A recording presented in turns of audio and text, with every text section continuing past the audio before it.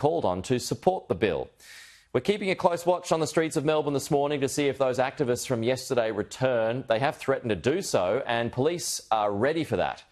Thankfully, all appears calm so far today. So let's bring in the Shadow Home Affairs Minister, James Patterson from Canberra. James, as a Victorian, thoughts on what happened in your capital yesterday?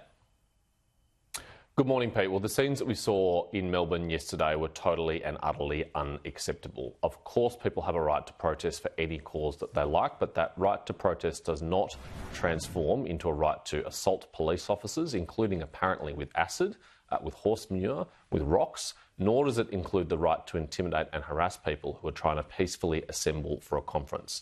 What is the most extraordinary thing coming out of this is that we've got Greens MPs defending the protesters and blaming the police. I think it's very clear the protesters came with violent intent. They carried out that intent. The police did the best job that they could in managing that risk to the public. Yeah, so it's day two at that convention today, James, and as you just saw from that live picture, thankfully things are looking quiet, but police are ready for that. Now, when it comes to protesters, there doesn't appear to be a deterrent, despite changes to hate speech, despite a shift in those laws. What's still going wrong? I mean, are the courts not coming down hard enough? Do those laws in Victoria, in your view, need to be increased? Since the 7th of October in this country, we have tolerated, as a country, extraordinary levels of lawlessness that we should never have tolerated. We have seen threats to violence, threats to kill, incitement to violence. We've seen breaches of hate symbols legislation left, right and centre.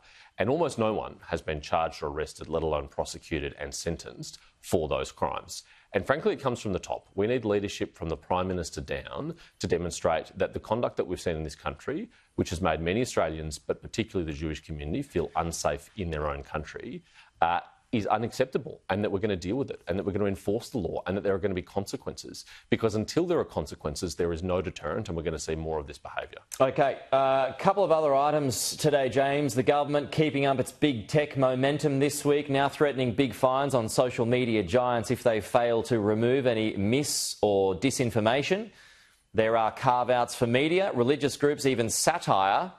Are you any more or less likely to support? We haven't seen the legislation. We haven't been briefed on the legislation. It is apparently going to be introduced into the Parliament today. We will look at it carefully.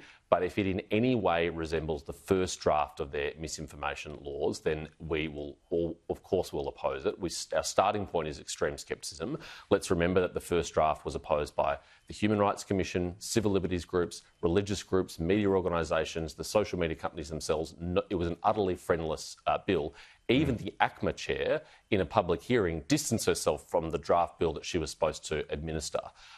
What worries me about the media reporting so far about this bill is that it includes apparently an requirement that the social media companies will determine what is true and what is false and will decide what is censored and what is not censored.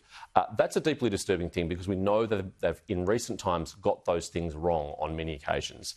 Australians' legitimately held political beliefs should not be censored by either the government or by foreign social media platforms. Well, I mean, are the grey areas here, James? What actually is mis or disinformation? For example, is political spin deceptive and therefore misinformation? Well, I think we're going to get ourselves into a very dangerous state of affairs if we allow, for example, during an election campaign, an American or Chinese headquartered social media platform decide what Australians can and cannot hear from political candidates and political parties. I think we always have to have a strong bias for free speech. Australians have the right to hear competing arguments and to make up their own mind. Yeah. And censoring them and censoring their legitimate, sincerely held beliefs is not the answer. OK, quick one before we go, James. Labor has reportedly invited a local Muslim community group with ties to a sheikh who celebrated October 7 to apply for its share of millions in grant money in the name of social cohesion. Should this be allowed?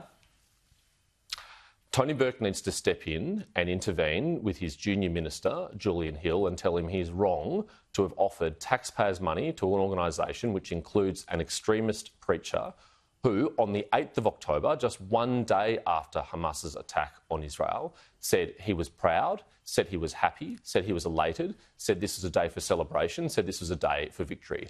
Let's remember that this is taxpayers' money and that it's taxpayers' money supposed to be going to promoting social cohesion.